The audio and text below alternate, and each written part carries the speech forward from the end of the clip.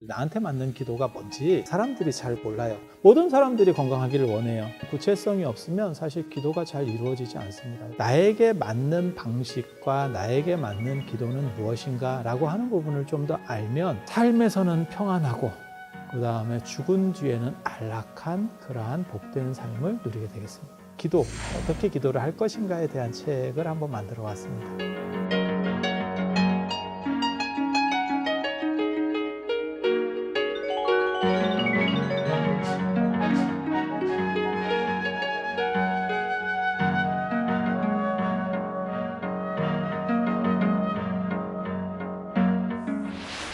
이 책을 만들게 된 게요, 불교랑 관련된 뭔가 의미 있는 작업을 하나 정도는 해봐야겠다라는 생각을 하거든요. 그래서 설 연휴 때 기도법 책을 만들어서 신도분들이나 안 그러면 스님들도 사실 기도의 의미라든가 이런 거를 잘 모르시는 경우들도 간혹 있습니다. 그래서 기도가 일단 살아야 불교가 산다라는 생각을 해요. 물론 공부하는 것도 굉장히 중요하지만 어떻게 사람이 행복할 건가에 대한 부분에서는 정신 집중이라든지 기도가 사실은 나중에 명상으로 다 통하는 거거든요. 그래서 소원도 성취되고 명상도 할 수 있는 이 기도라고 하는 것은 불교 공부와 더불어서 종교의 가장 중요한 두 축이라고 보시면 돼요. 조계종 같은 경우는 선종이고 너무 공부 쪽 아니면 참선 쪽에 치중하다 보니까 상대적으로 약간 홀대받는 부분이 있어요. 하지만 신도분들 입장에서는 어떤 의미에서는 이쪽에 더 관심이 있는 거고, 그래서 이런 부분들을 좀 대외적으로 좀 알릴 수 있고 그 다음에 편하게 아니면 또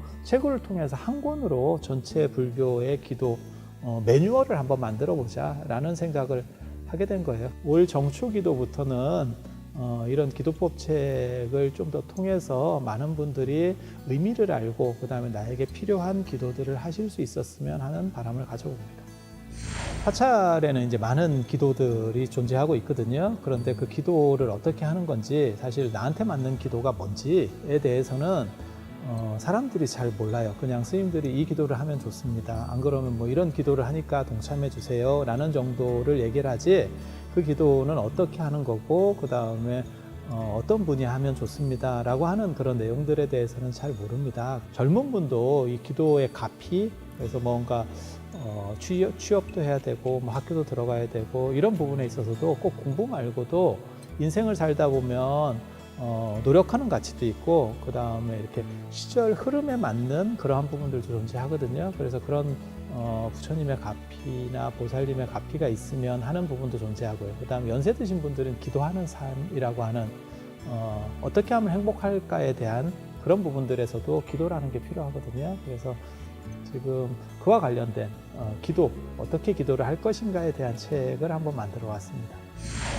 요즘 유행하는 말 중에 소확행이라고 하는 말이 있어요. 주변에서 무엇을 찾아서 감사하는 행복들.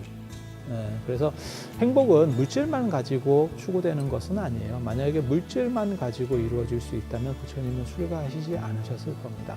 특히 지금은 100세 시대가 돼서 젊어서 건강한 삶의 기간이 길어진다면 누구든지 좋아하겠죠. 하지만 노년기만 이렇게 급격하게 길어지는 상황임을 생각해 봤을 때는 기도하고 명상하는 삶은 단순히 성취를 넘어서 그 사람의 만족과 행복을 위해서 반드시 필요한 삶이라고 그렇게 정의할 수 있겠습니다. 부처님께서 마지막 돌아가시기 전에 유언으로 남기신 말이 있어요. 방일하지 마라. 풀어져서 너무 편하게 그런 식으로 살지 마라. 그러면서 부처님께서 뭐라고 말씀하시냐면, 나도 열심히 해서 지금 이 상태에 이르렀다. 그리고 너희들도 열심히만 한다면 충분히 깨달음을 얻을 수 있다. 그리고 그 깨달음은 행복이다. 과학이 발전하면서 편리는 주었지만 행복을 주지는 못했거든요. 그래서 그 부분에 있어서 종교가 특히 기여할 수 있는 그 부분들은 무엇인가를 서로 생각하면서 양보하고 찾아가는 그런 행복한 삶이 됐으면 하는 바람을 가지고 있습니다.